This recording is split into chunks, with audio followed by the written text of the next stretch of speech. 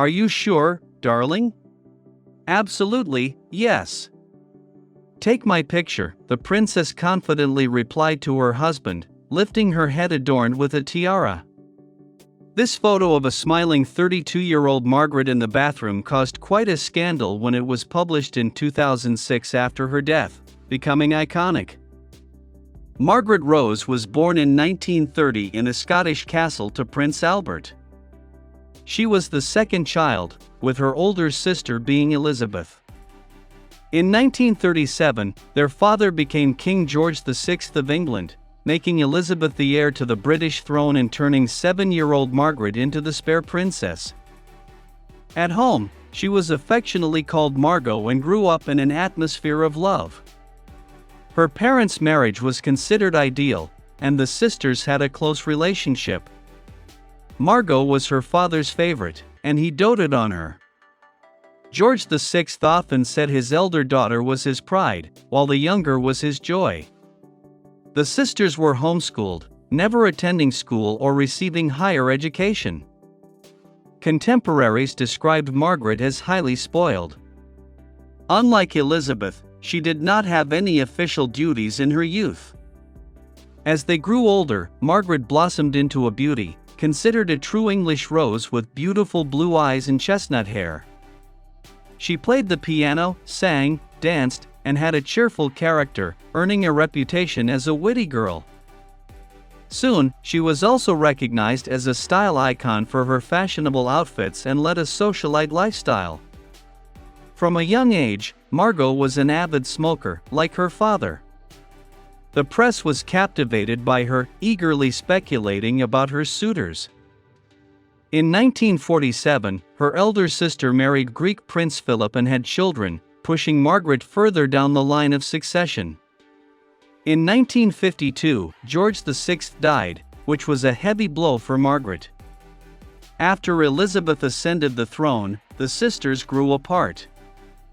Many aristocrats sought Margaret's hand in marriage, but she had long been in love with someone entirely unsuitable, not an aristocrat, poor, and married with 2 children. The man who captured her heart was Colonel Townsend, a war hero serving in Buckingham Palace, 16 years her senior. Naturally, Peter was also smitten with her beauty. Their secret relationship began around 1950, and the colonel divorced his wife in 1952.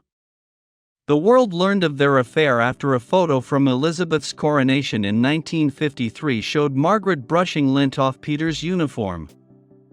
This caring gesture did not go unnoticed.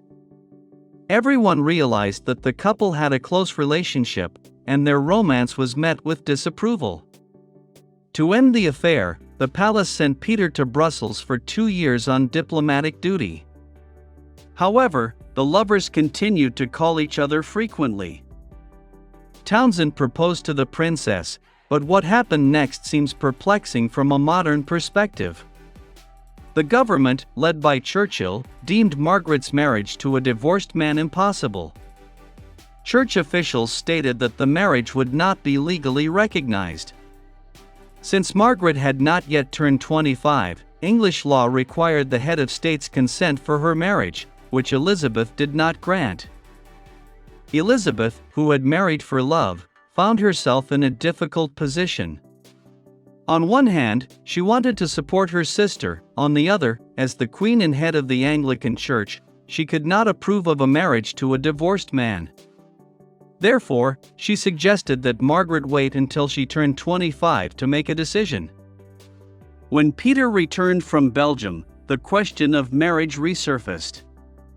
Interestingly, public sympathy was on the princess's side.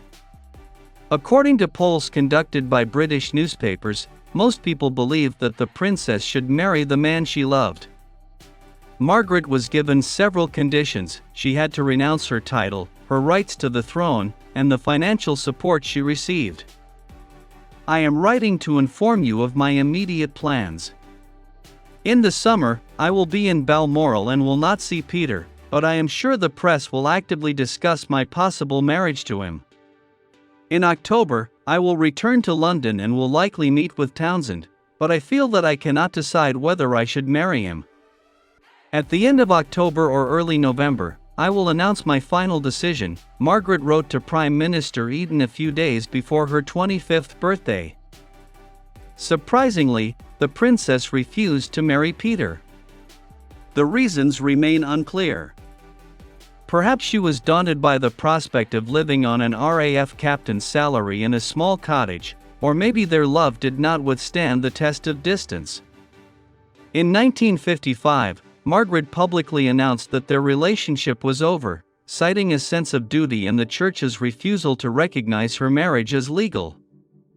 Undoubtedly, these events caused significant emotional trauma to the sensitive young woman. For years after their breakup, Townsend married a woman who resembled Margaret. Years passed, and the princess had one affair after another, but none led to anything lasting. The press maliciously speculated that she would likely remain a spinster. Then, in 1959, she met Armstrong-Jones. Anthony was a photographer and a descendant of minor landed gentry.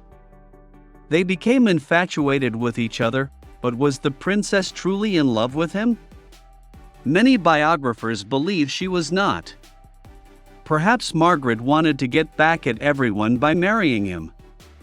Regardless, the princess was determined, even though the British aristocracy considered her match a misalliance. In 1960, Margaret had a grand wedding that was broadcast on television. Both the bride and groom were 30 years old. Margaret's head was adorned with the antique Poltimore tiara, and Elizabeth granted the newlyweds the titles of Earl and Countess of Snowdon. The couple settled in Kensington Palace. In 1961, they had a son, David, and 3 years later, a daughter, Sarah. The couple's marriage lasted 18 years, starting off harmoniously. However, married life did not help the princess settle down.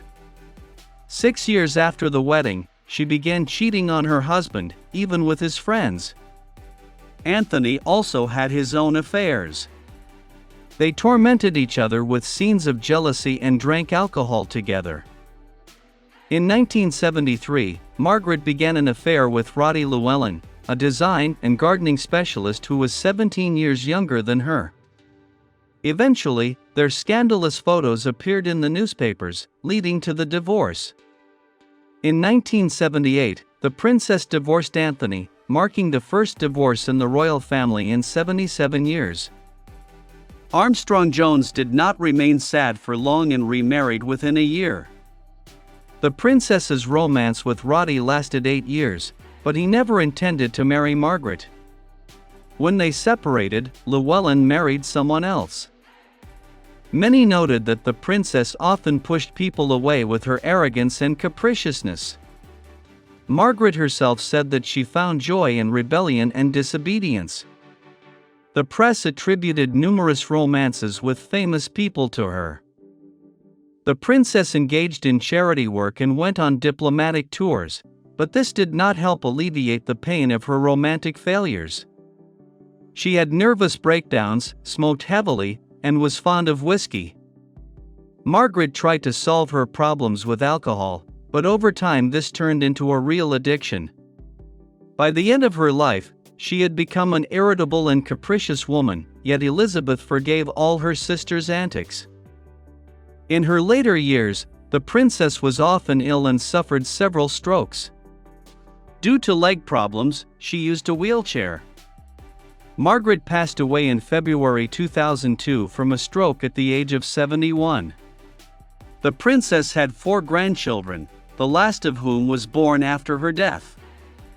In the history of the royal family, Margaret remained a rebel forever.